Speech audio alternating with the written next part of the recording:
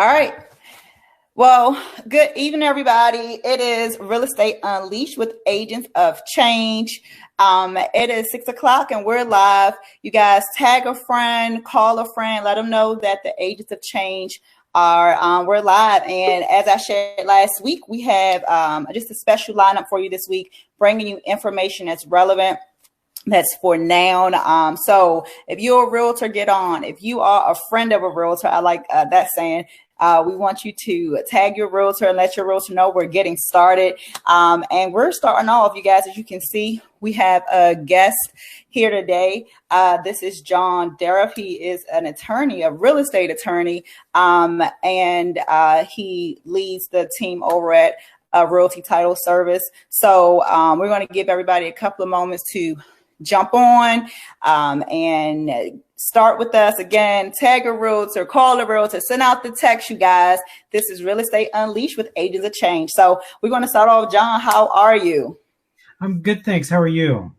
I'm doing great, making the best of our current condition. True. So just start off. Tell us a little bit about yourself, your background, and your role that you play over at Realty Title. Okay.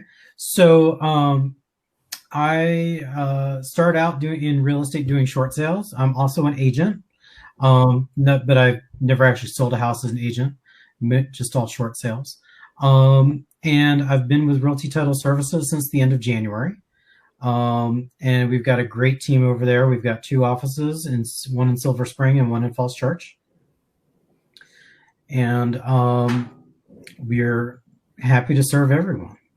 All right, now tell us, how long have you been in the industry? So I got into the industry in 2015. Okay. All right. Awesome. Before that, I did criminal defense, family law, employment law, and judgment collection. Now, none would sound easy, but you're still around in real estate, so it's safe to say you're enjoying your current role and helping with the real estate transaction, real estate law. Yes, no, like I've sort of found home in real estate. It's been great. Awesome. All right. So just some questions. We have people who, our platform is really to educate, provide experience in all things real estate to help people execute their goals. And so you will have realtors on the line. You will have home buyers, sellers, and other real estate professionals. Tell everyone what your role is as a real estate attorney, what you're responsible for, and also your role in leading the title company. Okay. So as a title attorney, as a settlement attorney, my role is to represent the transaction. We don't represent the buyer or the seller because we have a lot of masters. So it's our job to make sure that all of the money comes in. It's our job to make sure that the money gets dispersed to the appropriate parties. We have to make sure the taxes are paid. We also have to make sure that title is clear. And at our very core, what a title company does is we're insurance agents. We are selling title insurance. And we're selling, for those of you who have mortgages, we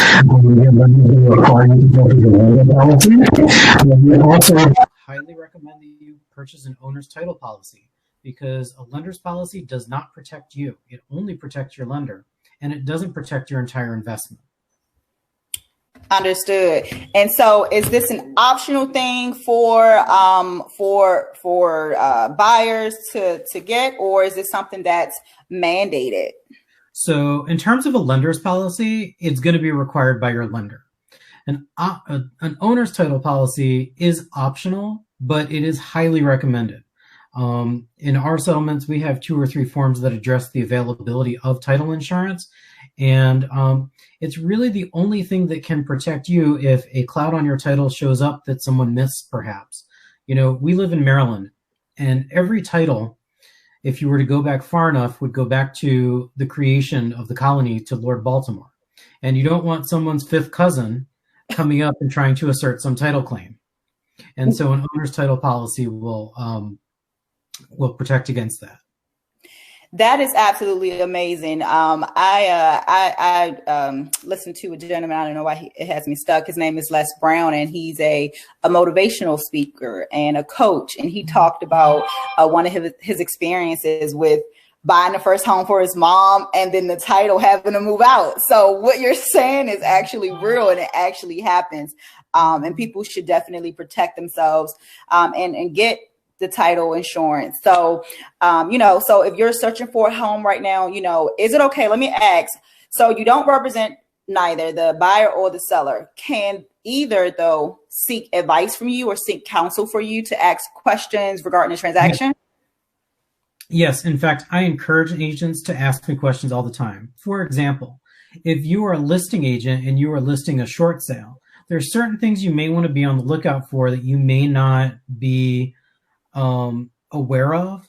And so I highly encourage everyone to contact me at some point during their transaction, because one of the most valuable things that I can do is on the front end, give you some decent advice about where you should go, certain pitfalls, maybe because, and I'll just go back to short sales, and who knows, given our economic climate, we may be back there soon. Mm-hmm. There are certain ways to structure things that can have the most bang for your client's buck. Got it. So, so just recapping what he just shared, be sure to ask questions up front. Talk to your realtor. You guys have it's up to the buyer to choose which title company they want to complete the title search. But both buyer and seller can ask questions throughout the process, at the beginning of the process. And it's his role in he encourages you guys to get that help from him, to seek that upfront wise counsel. So it's easier to, so we're not repairing, or he's not repairing something on the back end. So I think that's safe to say.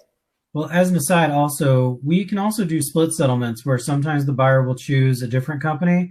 But if you've been working with us or you want me to be involved in your transaction, even as a seller, you can say, well, the buyer can choose who they want, but the seller is going to have John or whomever, take care of our side and make sure title is clear and take care of the seller side documents. So awesome. Okay. And is that like a split, that's called a split settlement, correct? That's one way of doing a split settlement. Yes. Gotcha. So a question came in, and it's from our co-host. She wanted to know, who's working behind the scenes today. She wanted to know, does it cost for a consult, or is it an additional fee? Is it included, the consultation from you during the process? No, that's something that I just provide our clients because, my hope is that I can help you out and you'll help me out by bringing us a transaction. Awesome. And is there anything else you can think of, or I guess another example outside of the short sale? Like you said, we have a strong chance, a possibility to be in that space again, the way we were, over a decade ago. But prior to, or just assuming we're not there, what are some other examples that, some questions that may come to you from either buyer or seller? Yeah. So the most common questions, I think, sometimes have to do with deeds, like who is your seller? And sometimes this occurs when there's an estate involved. Maybe a personal representative hasn't yet been appointed by the courts. We don't quite have letters of administration yet. And sometimes people say, well, gee, what do I do?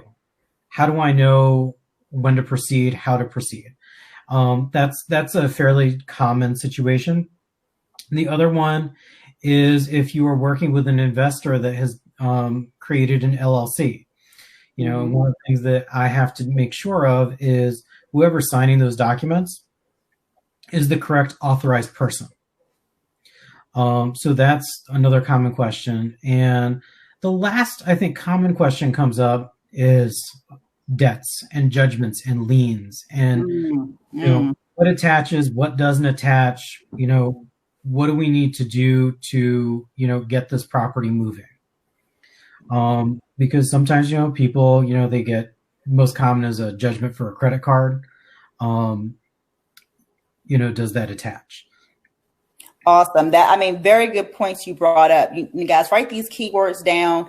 You may know someone in the process, or you may be going through the process. These are very key things that he's pointing out if you're purchasing from an investor. And I know we have investors also that watch and tune in.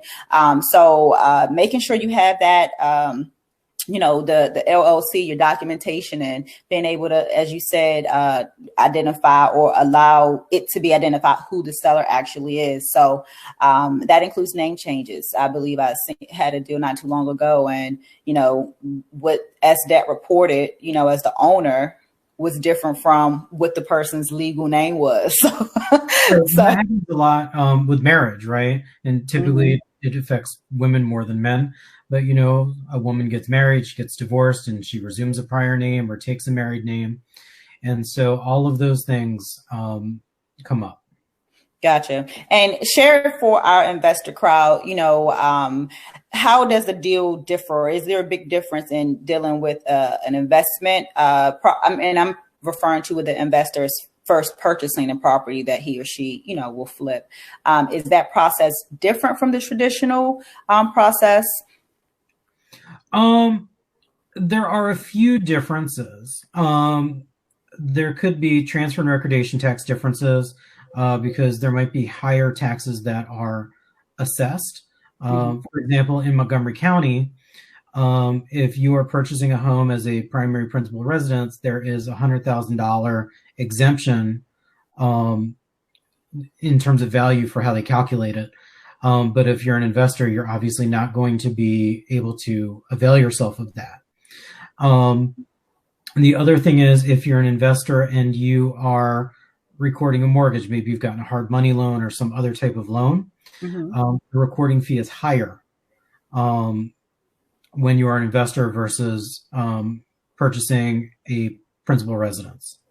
Gotcha. Understood. So investors, those are some tips and some questions you may have. You may have experienced the traditional or primary or principal residence route in purchasing your home, and now you want to invest. So it's different. The fees will be different. That's associated. There are waivers that you get as a principal residence, which does not avail or apply as an investor. So one more thing, I'm going to let you go. This was hot off the press. It came through, and I'm looking at my phone now, you guys, because it came through just an hour ago from Maryland Realtors, and I believe we only had a short chance to look over it because it's only been out for an hour, but they released new guidelines or revised guidance on real estate operations in Maryland. Can you touch on that briefly? Yes. So I did get this, and I actually get a lot of these questions from agents right now. What is it that I can do? Because it's hard, right? Because our job as agents is we're supposed to be out and talking to people and being physically near people, whereas now we need to not be physically near people. But if you think about it, it's great that the governor has recognized our industry as an essential business because we have to help people get into homes, but we have to do it safely. And so I think some of the key takeaways are you are allowed to have some in-person activities, but the majority of your activities should be done remotely. But in-person activities you can go on a listing appointment. You can show a house, but they're telling you that you have to limit yourself to 3 people, including the agent. Mm-hmm. So that means, perhaps if you're, going to show a house, perhaps you can ask and there's a large family involved, mm-hmm. You're going to have to set the guidelines to make sure for everybody's safety. You can also facilitate photography, inspections, walkthroughs. Mm-hmm. You can be able to deliver keys. Mm-hmm. One question that I got recently from an agent was she was bringing a house online, and she said, well, there's a bunch of repairs that need to get made.